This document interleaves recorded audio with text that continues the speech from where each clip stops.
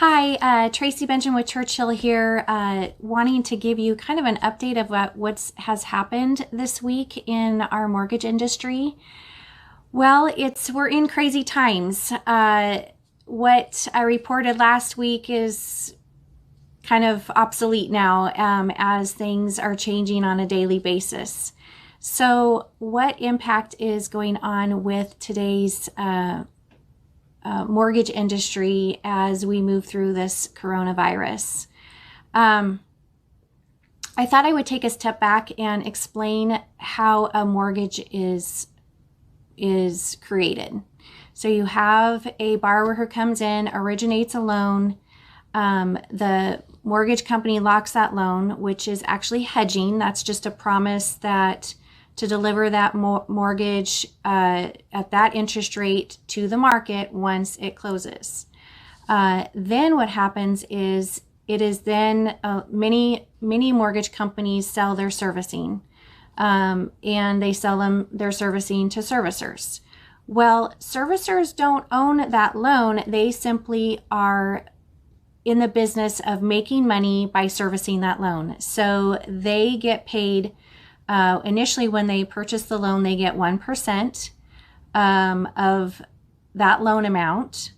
And then they get, every year after that, about 30 basis points of income off of that loan. So when a servicer receives a loan into servicing, they are anticipating where they're going to break even and start making money is at the 3-year mark. So what has happened with what's gone on with the feds? Now, the feds have been great as far as they want to step up and do what they can to keep the economy going. Well, the coronavirus has stepped in and has shut down the U.S. economy as we know it.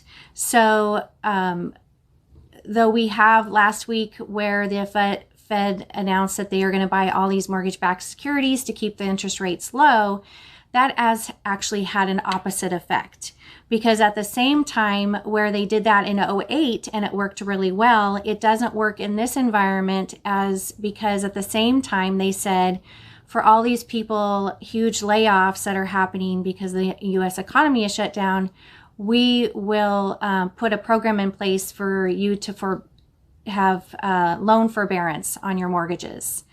Well, that has caused a problem in the servicing center who's also part of the chain of keeping liquidity into the marketplace. The servicing centers now, what they would normally get 1% upfront on taking in that loan to servicing, that now has been cut in half. And then with the lower interest rates, they have huge runoffs because, of course, everybody wants to refinance and get a lower rate. In a normal environment, when that happens, they make income to offset the losses of a runoff of that mortgage being paid off earlier than 3 years with a volume of new mortgages coming in.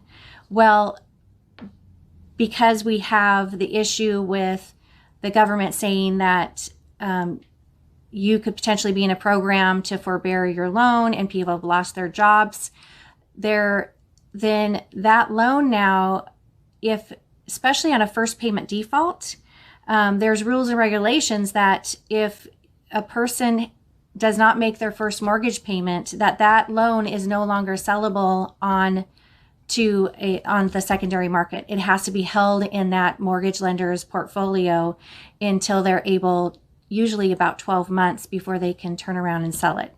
So that stops the ability or hinders their ability to lend more money out if they have more first payment defaults. At the same time, servicers are losing money off of the loans being paid off quickly, and their servicing income have just been cut in half. They still are obligated to the investor now who owns that loan. So that's your Freddie Mac, your Fannie Mae, Ginnie Mae, who takes on government loans. That they still are obligated to make those payments to those investors. So if somebody is not making their payments on their mortgage loan, then the servicers don't have the income then to turn around and make payments to their investors. So if you have $1 billion in servicing, that you're servicing customers' loans, that means that you have monthly payments outgo of like $4.1 million that you still have to turn around and pay to the investors. So whereas the government is trying to do the right things, well, now that we're in these difficult, perilous times in the mortgage industry, we have some great leaders in our industry that is trying to work with the federal government to have some resolution so we can continue to make mortgage loans, that the loans that are currently placed on hold, like your government loans, where we don't have servicers willing to purchase those right now, and the non-QM, so like your bank statement loans, those type of creative loans that have come back into the marketplace are suspended right now. So as our industry leaders are working with the federal government to curb that and to bring some strength back into our marketplace, some things that the federal government can help the mortgage industry do is, one, slow down the pace of purchasing mortgage-backed securities. Also, for government and lawmakers to allow first mortgage defaults to become sellable on the marketplace due to the coronavirus. That can help bring some normalcy back into our industry, and where I am still hopeful that there will be a resolution to this in the coming months as the coronavirus subsides and the mortgage industry gets back to normal levels, that I still believe that everybody will have an opportunity to drop their interest rate. The rates will be low. I think that they'll still be record lows this year as these things start to play out and get resolved as going forward. So please reach out if you have questions, any particular specific needs that you may have. I'm here to help, and I appreciate you taking the time, and stay tuned for more updates.